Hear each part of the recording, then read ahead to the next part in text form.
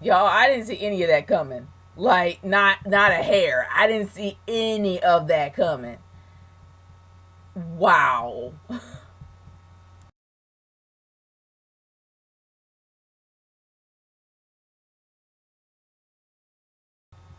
Seriously, guys, as crappy as these Raws have been, I'm not gonna lie. Raw finally got my attention. And it was difficult because I feel like garbage right now. But honestly, I have my own personal thoughts about the Royal Rumble. I've already done a review on it, and I'll probably put it up after this. But on the real, this was a far better Raw than expected. If they can keep this up, leading to WrestleMania, they got me seriously, and it'll be golden throughout the whole way. I will be straight if they change it up instead of having Triple H versus Seth Rollins. I'll be fine if they had Seth Rollins versus Joe. I'll be fine, and actually have somehow if they can extend it on down to maybe the next year's. No, no, that won't work. I guess it has to be Triple H versus Seth Rollins at WrestleMania to cap the whole thing off. But more than likely, it's going to probably be Seth Rollins versus Samoa Joe at Fastlane. Or if they try to pull the same thing they did at WrestleMania 30 and have Seth Rollins go through some stipulations, but he doesn't have that much backing in order for that to work. So I'm kind of okay with having Samoa Joe at Fastlane, but good grief. Why wasn't he at the Rumble last night? I would have loved to see him at number 30 than Roman Reigns. But I'm not getting into that. I've already got a review for that. But other than that, guys, for the actual matches and for the actual segments that I do remember, because I have fallen asleep a few times, and as you can see, I don't feel well nor sound well. But I will say this. They have done a really great job with consistency after the Rumble.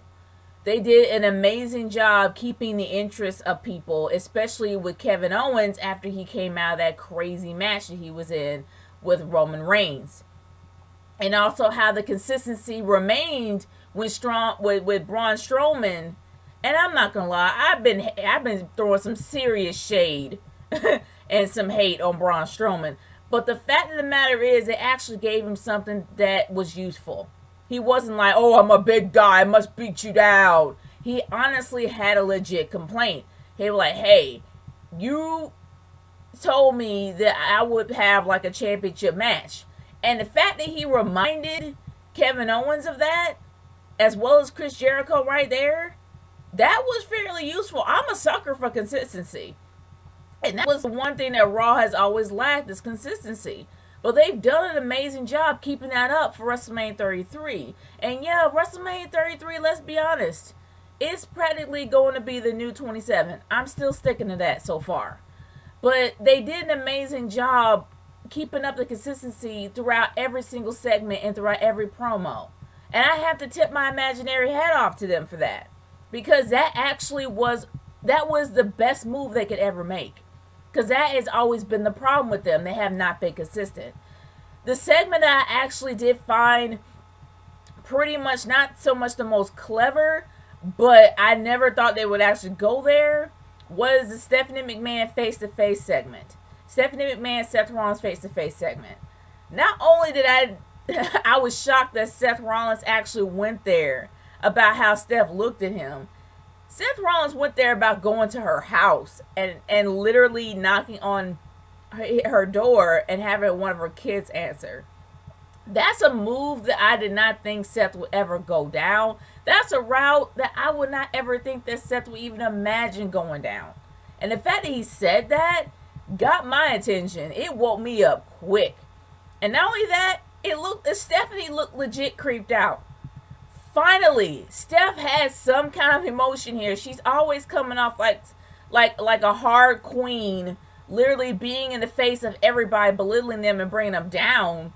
She looked like she was close to being not somewhat humble, but very scared about what might happen if Seth Rollins gets out of hand. Finally, we got some reaction out of her. So in a way, I am happy. I was so happy to see that segment happen. I really, honestly was. And also with the intro with Chris Jericho and Kevin Owens, I honestly kind of thought that was not only touching, I thought it was great. It kind of made me remember about Chris Jericho. At first, I thought I was going to rub it in, and how Chris Jericho lost, even after being in the shark cage.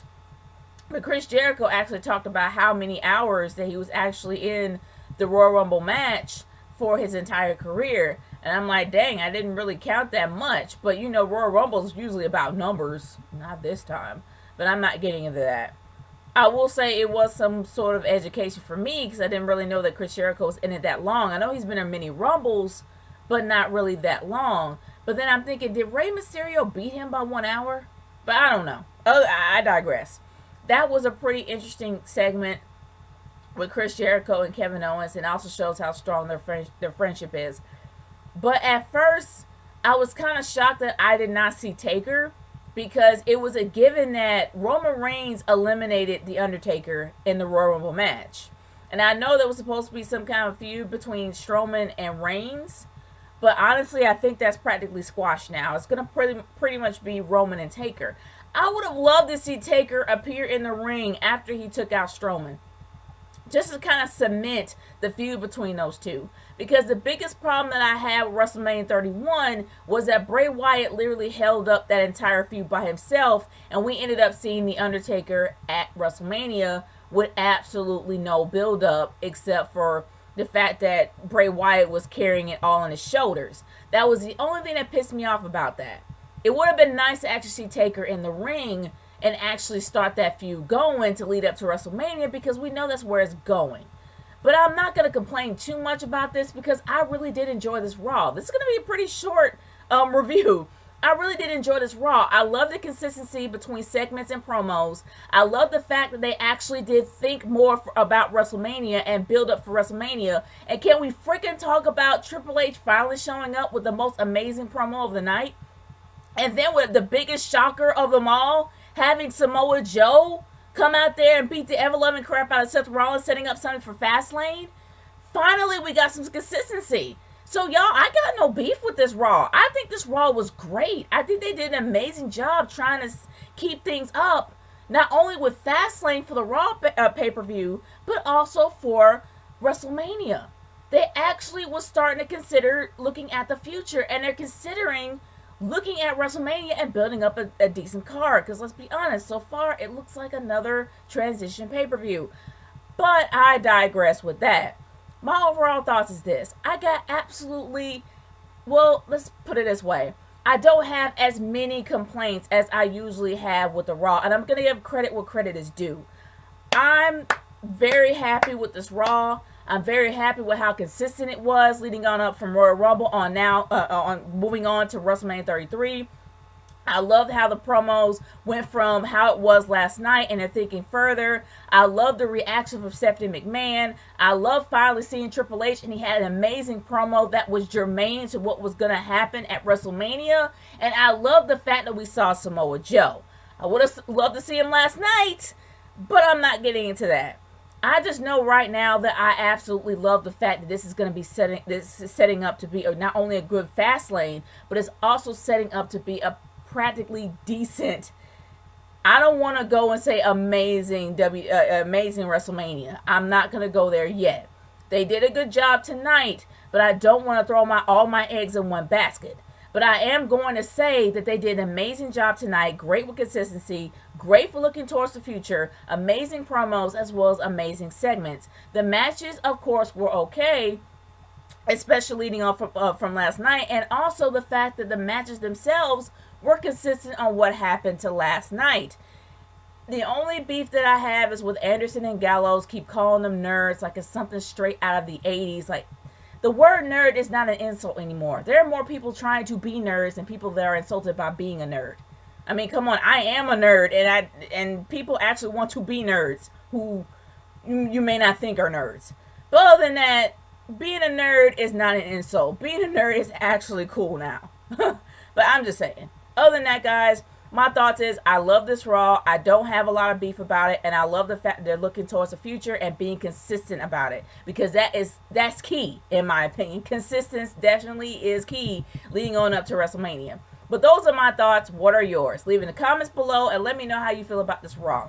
I am done here. I will see you later. Peace out.